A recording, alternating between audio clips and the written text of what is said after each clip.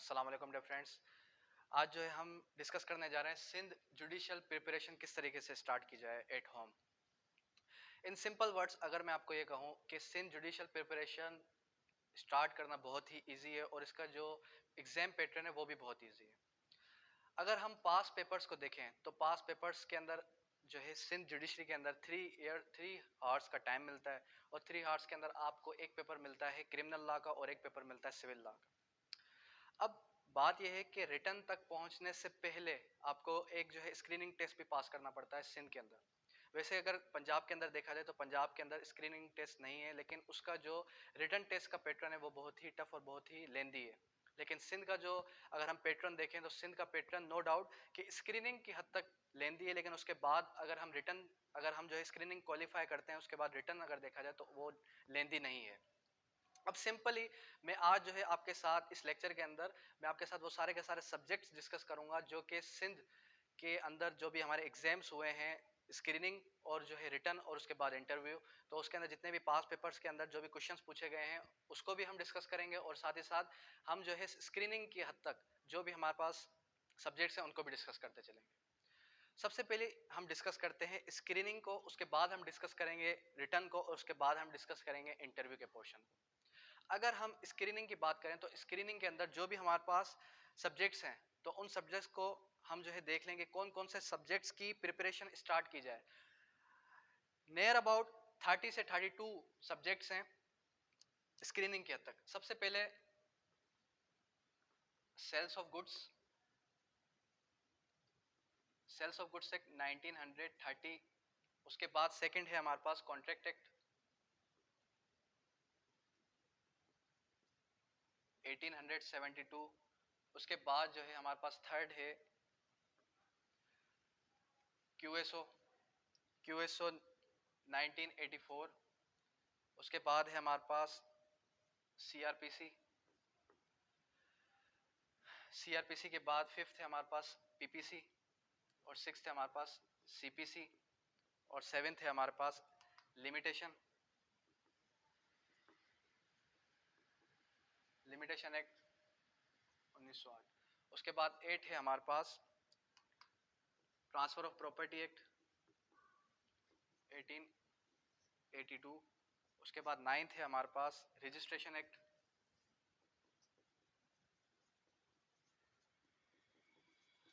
उसके बाद टेंथ है हमारे पास जेजेएसओ। उसके बाद 11th है specific relief act.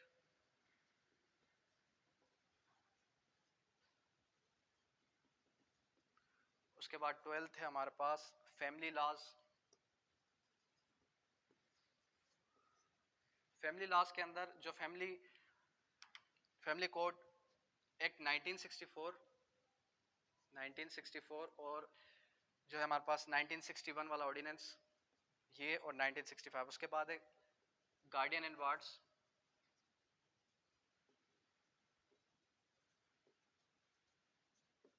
Guardian and wards act 1890। और उसके बाद है 14th हमारे पास Sindh rented premises, Sindh rented premises ordinance 1979। उसके बाद 15th जो सब्जेक्ट है हमारे पास land revenue act, land revenue act. उसके बाद 16 है हमारे पास प्रीएम्पशन,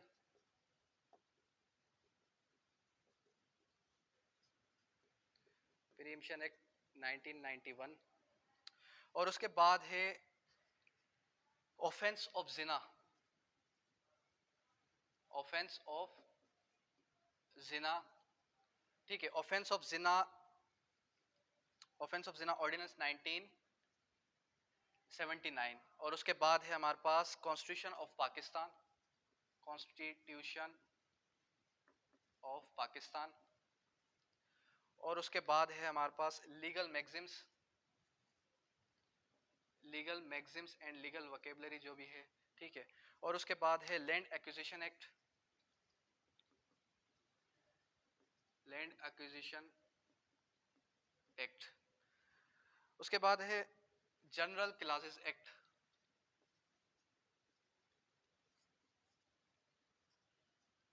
जनरल क्लासेस एक्ट 1897 और उसके बाद है हमारे पास आर्बिट्रेशन एक्ट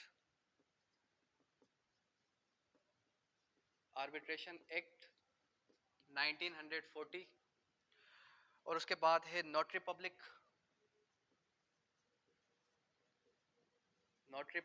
एक्ट, उसके बाद है एटीए एंटी टेररिज्म एक्ट और कंट्रोल ऑफ नारकोटिक्स एक्ट 1997, ठीक है। और उसके बाद है निगोशिएबल इंस्ट्रूमेंट्स,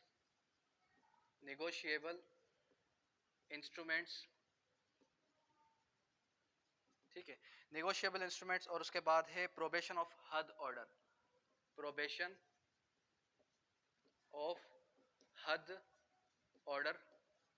ठीक है, प्रोबेशन ऑफ हद ऑर्डर। उसके बाद है पुलिस रूल्स 2002। उसके बाद है इलीगल डिस्पोजेशन एक्ट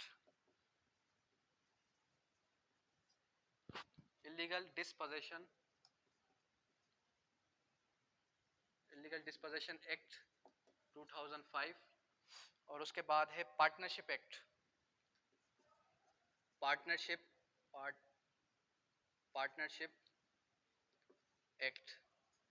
1932। ये सारे के सारे सब्जेक्ट्स हैं लॉ पोर्शन के। अब सबसे पहले इसको डिस्कस करते हैं स्क्रीनिंग के हद तक और उसके बाद जो इसके अलावा जो भी हमारे पास सब्जेक्ट्स हैं उसको डिस्कस करते चलेंगे। अब sales of goods act, contract act और जो हमारे पास पार्टनरशिप एक्ट है, ये पहले जो है कॉन्ट्रैक्ट एक्ट का हिस्सा थे और उसके बाद 1930 के अंदर सेल्स ऑफ गुड्स एक्ट अलग हो गया और 1932 के अंदर हमारे पास जो पार्टनरशिप एक्ट है वो अलग हो गया। उसके बाद जो हमारे पास मेजर एक्ट्स हैं क्यूएसओ, सीआरपीसी, पीपीसी, सीपीसी, उसके बाद ट्रांसफर प्रॉपर्टी एक्ट और उसके बाद जो हमारे पास लिमिटेशन एक्ट, ये माइनर के अंदर आ जाते हैं। माइनर सब्जेक्ट कौन कौन से हैं? Limitation act, registration act, JJSO juvenile justice system ordinance, juvenile justice system act 2018, उसके बाद स्पेशल रिलीफ एक्ट, ठीक है। उसके बाद फैमिली लॉज भी माइनर एक्ट्स हैं 1964 1961। उसके बाद है गार्डियन एंड वार्ड्स एक्ट 1890 और उसके बाद है सिन रेंटेड प्रीमाइसेस ऑर्डिनेंस, उसके बाद लैंड रेवेन्यू एक्ट और प्रीएम्पशन एक्ट, उसके बाद ऑफेंस ऑफ जिना हो गया और प्रोबेशन ऑफ हद ऑर्डर, ये दोनों के दोनों आपको पीपीसी की बुक के अंदर मिल जाएंगे। उसके बाद है कॉन्स्टिट्यूशन ऑफ पाकिस्तान 280 आर्टिकल्स, उसके बाद है लीगल मैक्सिम्स एंड वोकैबुलरी से भी क्वेश्चंस अराइज हो सकते हैं और हुए भी हैं। उसके बाद है लैंड एक्विजिशन एक्ट, उसके बाद जनरल क्लासेस एक्ट्स, उसके बाद है आर्बिट्रेशन एक्ट और नोटरी पब्लिक एक्ट में से भी अभी रिसेंटली एक क्वेश्चन आया था, और anti terrorism act, control of narcotics act, negotiable instrument, probation of हद order, police rules 2002, illegal dispossession act जो हम आईडी कंप्लेंट फाइल करते हैं उसके हवाले से। इसके अंदर सिर्फ और सिर्फ 9 सेक्शंस हैं। उसके बाद पार्टनरशिप एक्ट। अब ये था सिंध जुडिशरी का लॉ का पोर्शन। अगर आप इन सारे के सारे सब्जेक्ट्स को क्लियर करते हैं, नो डाउट आप स्क्रीनिंग भी क्लियर कर जाएंगे और आप जो है हमारे पास जो रिटन टेस्ट है वो भी क्लियर कर जाएंगे। रिटन के बारे में बाद में बात करूंगा, पहले स्क्रीनिंग की हद तक बात करते हैं। अब स्क्रीनिंग टेस्ट के अंदर 100 क्वेश्चंस होते हैं एमसीक्यूज, उसमें से 50 क्वेश्चंस आते हैं आपके लॉ के पोर्शंस में से। नो डाउट आपका लॉ का पोर्शन, अगर मैं कहूं कि सिंध की तरफ से स्पेसिफाइड नहीं है, आपको ये नहीं बताया जाता कि कहां से क्वेश्चंस आ सकते हैं, आपको ये भी नहीं बताया जाता कि कौन कौन से सब्जेक्ट से आ सकते हैं। लेकिन अगर आप थोड़ी रिसर्च करें तो आपको यही पता चलेगा कि जितने भी हमारे पास पेपर्स स्क्रीनिंग के अंदर जितने भी क्वेश्चंस आए हैं वो सारे के सारे इन्हीं में से आए हैं। रिसेंटली क्या हुआ कि जो बहुत ज्यादा जो हमारे पास जितने भी स्टूडेंट्स थे वो सारे के सारे जितने भी कैंडिडेट्स थे वो फेल किस वजह से हुए? क्योंकि उन्होंने प्रिपरेशन की थी मेजर एक्ट्स की और हमारे पास क्वेश्चंस कहां से आए? माइनर एक्ट्स से। अब डेफिनेटली जहां क्यूएसओ, सीआरपीसी, पीपीसी, सीपीसी में से एक एक क्वेश्चंस आया और बाकी हमारे पास आर्बिट्रेशन में से तकरीबन 17 से 18 सवाल आए और नोटरी पब्लिक में से एक सवाल आया, एटीए में से एक सवाल आया, इलीगल डिस्पोजेशंस में से 2 सवाल आए और जो है हमारे पास कॉन्स्टिट्यूशन ऑफ पाकिस्तान में से भी 2 सवाल आए और लीगल मैगजिम्स में से भी कुछ सवाल आए थे। इन सिंपल मैनर में आपको ये कहूं कि आपका जुडिशरी का स्क्रीनिंग टेस्ट का जो हमारे पास 50 एमसीक्यूज का जो पोर्शन है वो इन्हीं में से आएगा, नो डाउट। उसके अलावा जो बाकी का पोर्शन है वो कौन सा पोर्शन है? वो पोर्शन हमारे पास एक है इंग्लिश का। अब इंग्लिश के अंदर क्या चीज मेन है? इंग्लिश के अंदर जो मेन चीज है वो है प्रैक्टिस। इंग्लिश आएगी प्रैक्टिस से। लेकिन प्रैक्टिस किन किन चीजों की जाए, वो है वोकेबलरी,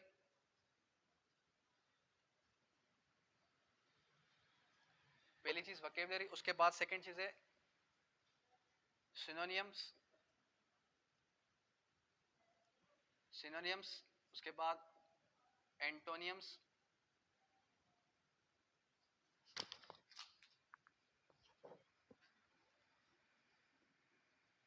और उसके बाद जो है हमारे पास एनालॉजी,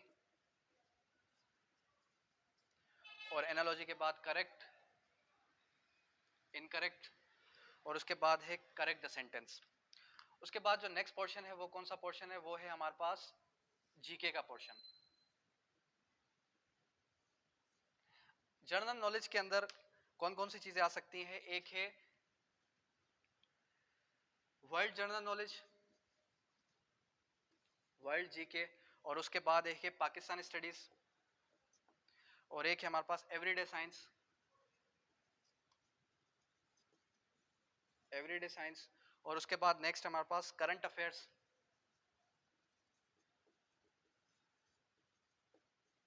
और करंट अफेयर्स के बाद इस्लामियात, और पोर्टल्स एंड फाउंडर्स। ये सारा का सारा आपका पोर्शन हो गया स्क्रीनिंग का। स्क्रीनिंग के अंदर इन सारी की सारी सब्जेक्ट्स की आप प्रिपरेशन करते हैं तो स्क्रीनिंग पास करना कोई बड़ी बात नहीं है। उसके बाद हम आते हैं रिटर्न की तरफ। अब रिटर्न के अंदर कौन कौन से सवाल आते हैं, रिटर्न के अंदर जो रिसेंटली सवाल आए थे, एक आया था गार्डियन एंड वार्ड्स एक्ट में से, जिसके अंदर वो question section number 25 and section number 29, section number 27 and 29 पूछ रहा था, लिमिटेशन के बारे में और जो है आपकी गार्डियनशिप के बारे में। उसके अलावा अगर आप सीपीसी की बात करें तो सीपीसी के अंदर भी तकरीबन जो है सिविल लॉ के पोर्शन के अंदर सीपीसी के कोई आई कैन से दैट 4 से 5 सवाल सीपीसी में से आए थे, और एक सवाल आपका आया था पार्टनरशिप एक्ट में से, और जो है उसके अलावा तकरीबन 1-2 सवाल आपके फैमिली लॉ में से आए थे।